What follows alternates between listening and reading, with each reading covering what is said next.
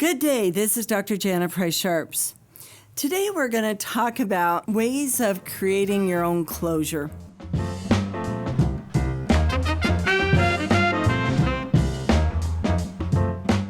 We've talked about closure before on this podcast, but if you haven't listened to that particular episode, let me talk for a minute about what is closure. Let's say you have an old event or an old call that you went to, and it keeps popping up in your mind. And you're sitting on the couch, and there it is. Or you drive by that old site, and there it is. And you're still concerned about it. It's still creating some angst for you. Maybe your mind is going into woulda, shoulda, couldas, that kind of thing. So what do you do with that? Well, one of the best ways that I have found as a psychologist is that you have to figure out what it is that your brain needs for closure. What is still bothering you about the incident? And that may sound a little odd, but a lot of times people will get stuck on one aspect of an event and they don't have closure with that piece. So it may be the timeline of how it all played out. It could be, I don't know, the CPR that was administered. It could be the age of the kid that reminds you of your kid. It could be, my daughter drove by there the other day and there was an accident ahead of her. That could have been her. I mean, there's a million different things that people may need closure about. And so when you're thinking about what to do with these events, I want you to start thinking about, okay, there's this event. What is it that's still bothering me about it? Don't just do kind of a generic, well, because it sucked as an event. Okay, I get that. But why is your brain bringing it back up? Because typically when brains bring things back up, it's because it feels like it's still not closed out. It's almost like it's still a dispatch call or it's still like some kind of event that hasn't been shut down, okay? And so what is it about that event that is still sticking with you? That's the first thing you want to do. The second thing is you need to think about, okay, what is it that I can do with my mind to allow my mind to give this call or event away to someone else, something else, or close it out? So sometimes it may be creating a visualization where you shut your eyes, you go back in, and you say something that you wanted to say at the time, but you didn't say. So that ends it, and you can let go of it at that point.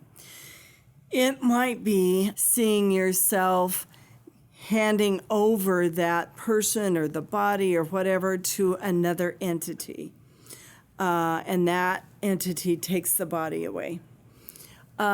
It could be a live person, but you feel guilty about ultimately what happened with that person. Being able to visualize yourself having a discussion with that person to gain that closure. Maybe saying, I wish you would have made a different choice. I think you had a really good option of going in a different direction. I'm sorry you chose the direction you went, is an example. Or, at the time, I wish I would have told you that you were doing a really good job because you looked so depressed, but I wasn't quite sure what to say to you. And so now I'm saying it to you now. The visualization could be anything, but here are the parts of the visualization that I want you to include. I want you to determine what it is that your brain is stuck on. And then I want you to ask yourself, what does my brain need to let go of this? Then I want you to think about the best way to visualize that happening. And then I want you to visualize yourself leaving the scene, the event, whatever is going on.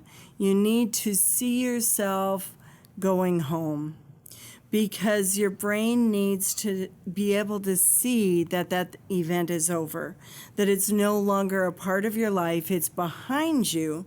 It may have been very sad, but it's not yours to hang on to. I think sometimes when combat veterans and first responders are truly giving to their country or their community, they tend to sometimes shoulder those calls or those events, and they never allow their brain to heal from it. They don't allow their brain to step back from it and go, this is no longer going on. It is over, and I can walk away, and that's okay. And you need to see yourself be able to walk away. And you need to, whether it's drive away, fly away, get on a ship and leave that way, however you can leave it, you need to leave it back there. Because if you don't, your brain is going to keep popping it up and going, okay, do we need to go back there? Is this still open? Is this still a problem? And here's what most people do when the brain brings up something like that. It goes, oh my God, I don't want to think about this. And when you do that, you're giving your brain signals that this is still somehow a dangerous event that could cause problems. And when you give yourself that mindset, then the brain will, it's kind of like it has a log, and it'll go, okay, I need to bring this back up in 1 day, 20 days, 1 hour, whatever, and check in and find out if this is something we're still working on.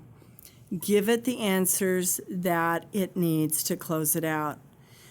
But the part of your brain that you're working with is not your logic centers. It's a part of your brain that is very emotional and responds better to visualization than it does telling yourself that. So don't try and just say this to yourself. Literally close your eyes and see yourself walking through it.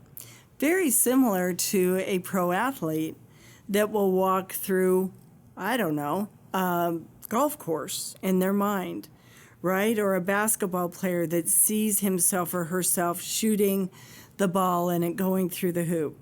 You need to be able to see it, to train that part of your brain that you're going to be okay. Your brain can heal. Don't let anybody ever tell you that it can't heal. It can absolutely heal, but you have to give it the tools so that it can do this.